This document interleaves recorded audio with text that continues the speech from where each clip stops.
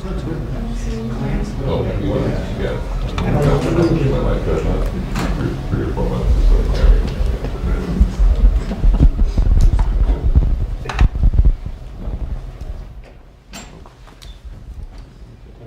Good morning, everyone.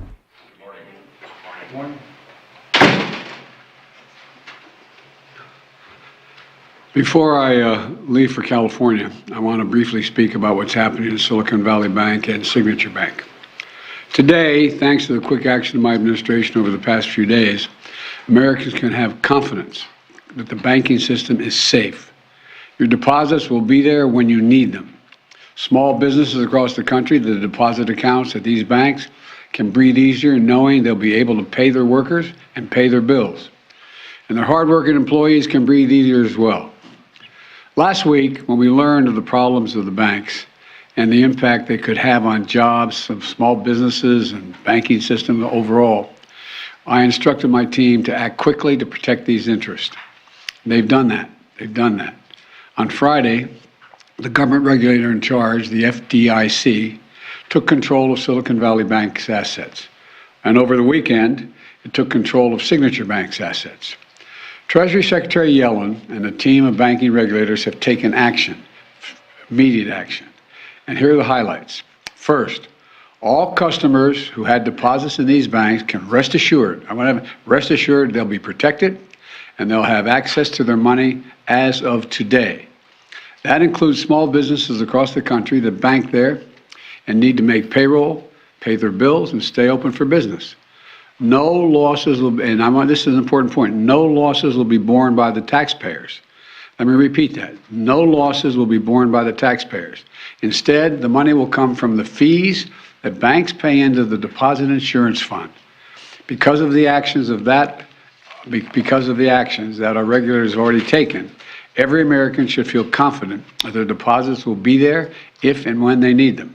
Second, the management of these banks will be fired. If the bank is taken over by FDIC, the people running the bank should not work there anymore. Third, investors in the banks will not be protected. They knowingly took a risk, and when the risk didn't pay off, investors lose their money. That's how capitalism works. And fourth, there are important questions of how these banks got into the circumstance in the first place. We must get the full accounting of what happened and why those responsible can be held accountable.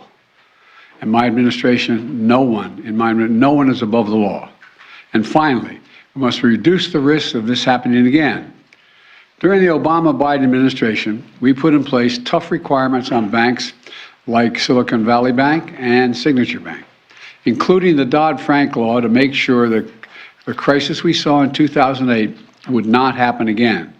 Unfortunately, the last administration rolled back some of these requirements. I'm going to ask Congress and the banking regulators to strengthen the rules for banks to make it less likely this kind of bank failure would happen again, and to protect American jobs and small businesses. Look, the bottom line is this. Americans can rest assured that our banking system is safe. Your deposits are safe. Let me also assure you we will not stop at this. We'll do whatever is needed. On top of all this, let's also take a look at a moment to put the situation in a broader context. We've made strong economic progress in the past 2 years. We've created more than 12 million new jobs, more jobs in 2 years than any president has ever created in a single 4-year term. Unemployment is below 4% for 14 straight months. Take-home pay for workers is going up, especially for lower and middle-income workers.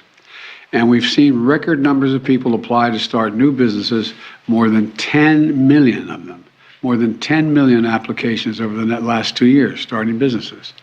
Now we need to keep this progress going.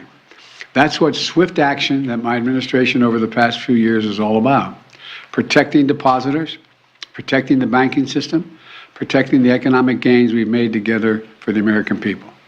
Thank you, God bless you, and may God protect our troops. See you in California. Mr. President, what do you know right now about why this happened? And can you assure Americans that there won't be a ripple effect? Do you expect other banks to fail, Mr. President? Should all depositors be protected at all banks? All right, thank you, everybody. In-town travel pool.